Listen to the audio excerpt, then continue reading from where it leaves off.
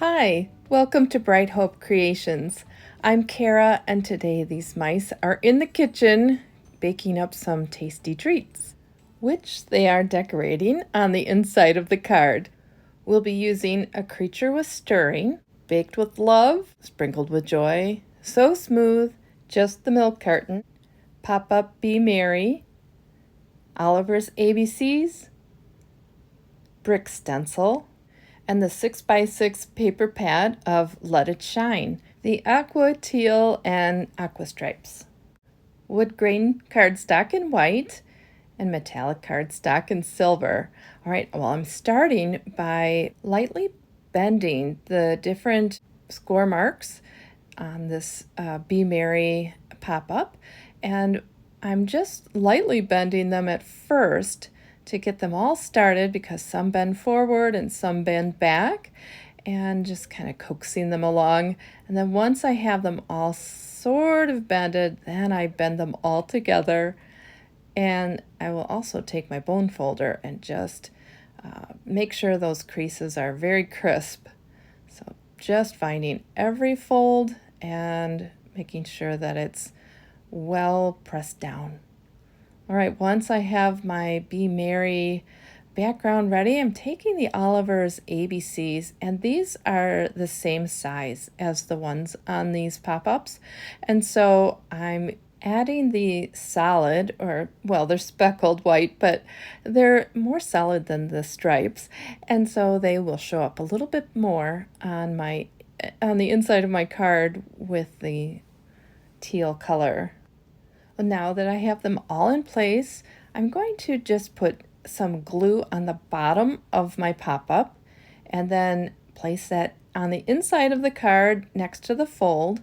Press that all down, and then I'll fold it over and put some glue on the other side, and then I'll fold the entire card down over it, and that way I know it's right where it needs to be. I love these inside pop-ups. This is actually going to be my entire sentiment on this card. All right, time to start on the front panel of the card, and we're starting with the backsplash because we're making a kitchen here, and the backsplash is going to be the subway tile look. So I'm using the brick stencil for that. Just tape that down, and I'm using speckled egg and my life-changing blender brush. And now we have some light grout. All right, so time for the counter. And I wanted a marble counter, so I'm using some shaving cream, and I'm just getting it all kind of, I don't know, I'm spreading it around in this plate. And now I'm going to put in some speckled egg refill ink, and I'm cutting that into the shaving cream with this palette knife, and then I'm just spreading it around. I want kind of a marbled effect, and I want it to be very subtle. I don't want it to detract from the scene. Now I'm putting in a little hickory smoke, just 2 drops. Want to get a little gray in this counter as well. Well, we're doing a little remodel in our own kitchen. We took out the 90s planning desk and replaced it with a cabinet and counters. So now I have counter space in my kitchen. So maybe that's the inspiration for this card today. All right, well, I'm taking a white piece of cardstock and just smushing it in there. I want to make sure the entire thing is hitting the foam. All right, I'm going to take it out and see how that turned out. You never know with these. Well, I'm taking my palette knife and scraping off the shaving foam, and I'm pretty happy with it. It's that subtle marble look I'm going for. So in my own kitchen, we replaced the counters on one side, and now we're saving up money to replace them on the other side. So I have mismatched counters in my kitchen. But these mice, they have a marble counter, and there it is, all set. And it'll look great with their subway tile backsplash, and they're getting white cabinets. Now I had to keep my 90s cabinetry, and it's that honey oak color, but I can't complain. Well, I'm ink blending the doors with some Distress Ink weathered wood so that they show up on the background. And I've got my Lawn Fawn ruler, and on this side of the ruler next to the cabinets, it has the 0 in the center. So I'm centering up the cabinets so the doors will be pretty well spaced out there, and just putting one to the left and to the right, taking some glue and just adhering them all. And this is going to be the upper cabinets. It could be the lower cabinets too, but this will be the upper cabinets. All I need to do is clip off the excess of the doors, and this is a wood grain cardstock from Lawn Fawn, so it's got that nice wood grain look. It's clear to see that they're cabinets, and they need handles though. So I took some metallic silver cardstock and the die that makes the opening for the Let's Toast pull tab add-on, and that's how I made my handles for the doors. So I'm going to glue those on, and once I clip those off, I can use the other half for the other set of doors on the cabinets. I made the base cabinets the same way with a little extra space for the lip of the counter, and now I can adhere that tile backsplash to the panel, and I'm using adhesive tape runner on this because I want to be able to move it if I need to after I have other things adhered. So figuring out where those cabinets are going to be, and I'm going to use some glue on those. Glue that down, and I do decide that I need to move that tile down just a little bit, so I work on that for a little while, and then once I have that where I want it, I can put my cabinets back up there, and I can glue on the counter. And this counter, I decided I wanted it to be fairly wide, so I don't have it going in like in perspective. I just have it going straight across so that I could use all that counter space, because again, like my kitchen, I'm glad to have counter space, so I thought the mice would be too. Not really, but anyway, I did want a wide section for them to work. And here is that edge of that counter, and it's time to stamp up all the images for our scene. So I have some that are going on the front of the card and some for the inside. So I chose baking, the actual part of baking for the outside, and then the baked goods on the inside. So I wanted some extra pieces, some extra cookies, things like that. I actually stamped this whole thing out twice so that I'd have enough mice and different little pieces for the inside and out. All right, well, we're coloring up the mice, and I'm just going to show you this one to show you how I colored pretty much all of them.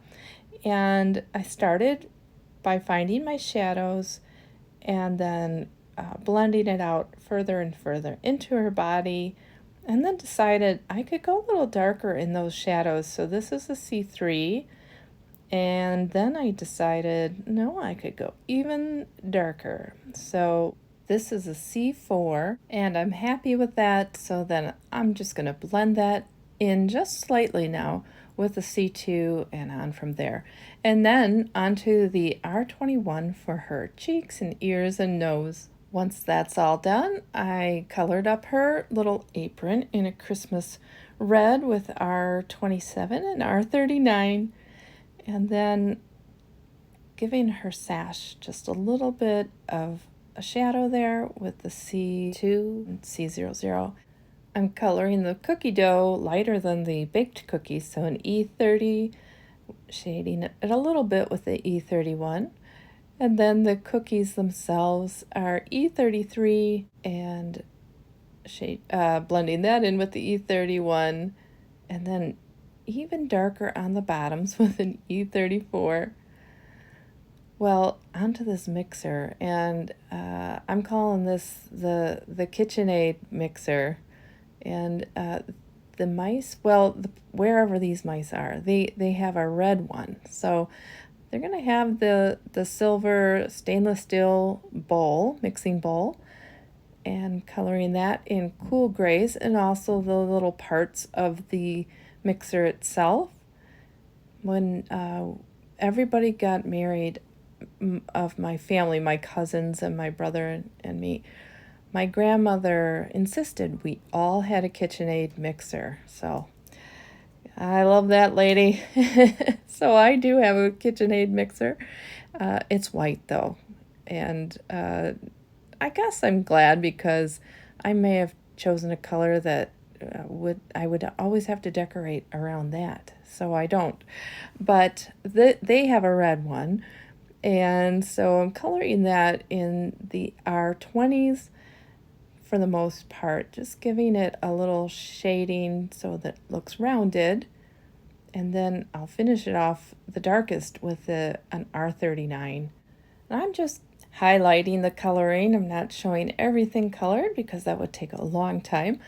But some things I think are fun to see. And one of those things are these shakers. So I'm making sprinkle shakers, and this one's a mixed colored shaker. So I'm starting by making it look like a jar, glass jar with a BG000. And then I'm taking some of the colors I've already used on this cards and just making little lines inside, and those will be the sprinkles.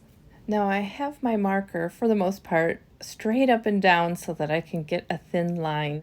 I also filled in the jars with a lighter color as well.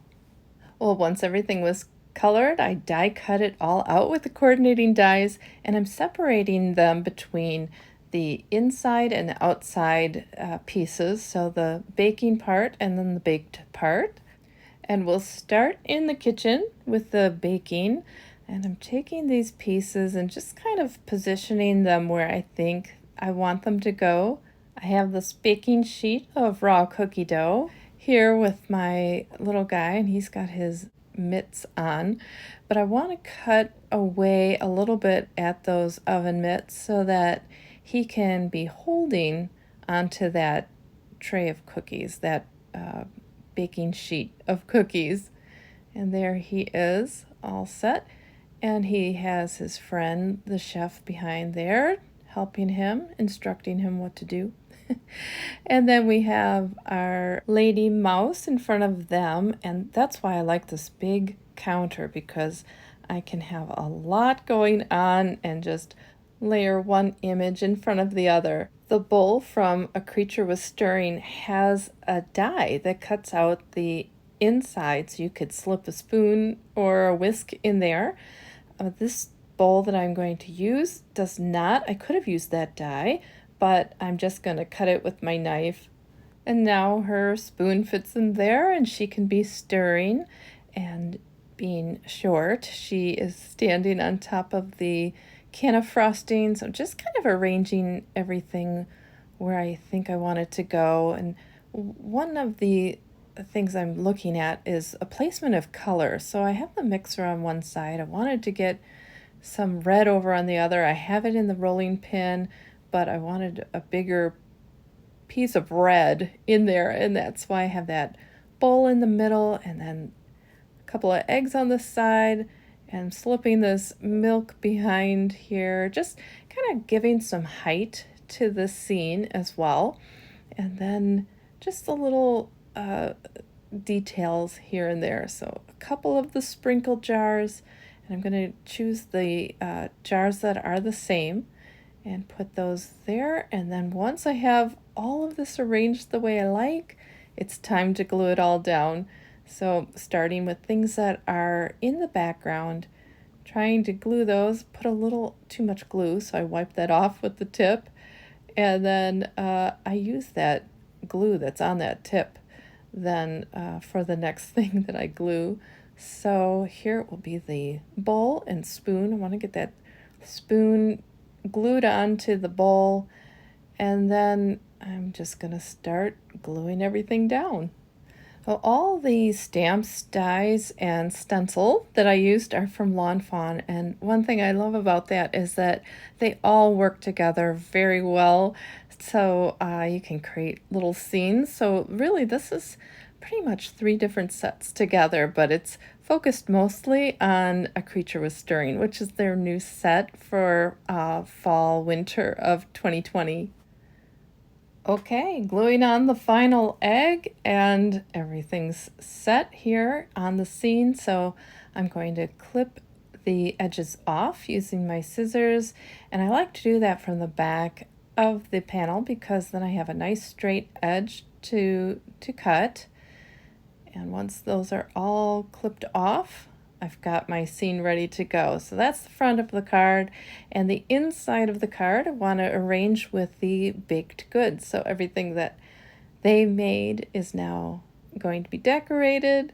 So I've just got to decide what height things should be. So she's going to stand on a pedestal, so the cake is going to be on a plate, and she's going to be frosting that cake. So how to put the frosting in her hand? Well, I decided to heft it up over her shoulder, so I'm just going to clip a little bit of her arm so that it's away from her body, and then I can slip that right in there, and now she's got it held so that she can frost that cake. So putting a little bit of glue on that so that I can adhere the piping bag to her, and she's all set.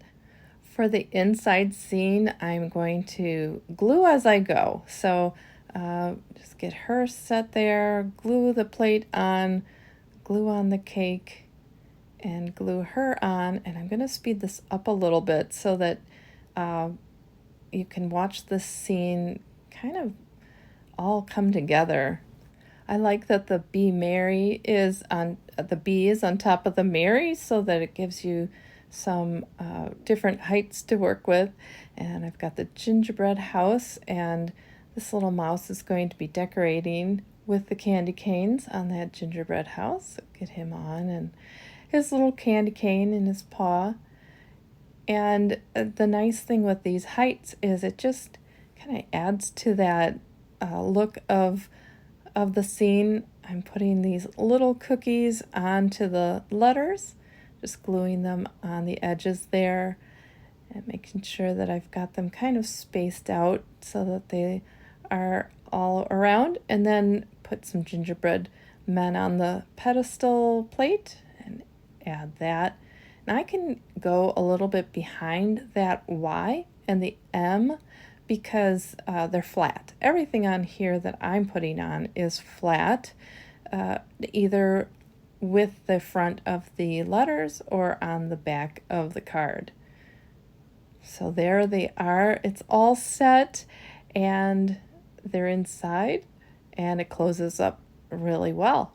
All right, so I can just add some adhesive to the front panel and place that on the front of my card. And this is a 4 1/4 by 5 1/2 inch note card. Press that down and open it up, and they're decorating their treats, and they're very merry. And I hope you had a merry time too watching this video. And a big thank you to Simon Says Stamp for allowing me to feature Lawn Fawn today on their blog. Thank you so much for watching today, and if you like this video, please hit the like button and subscribe to my channel. Have a great day.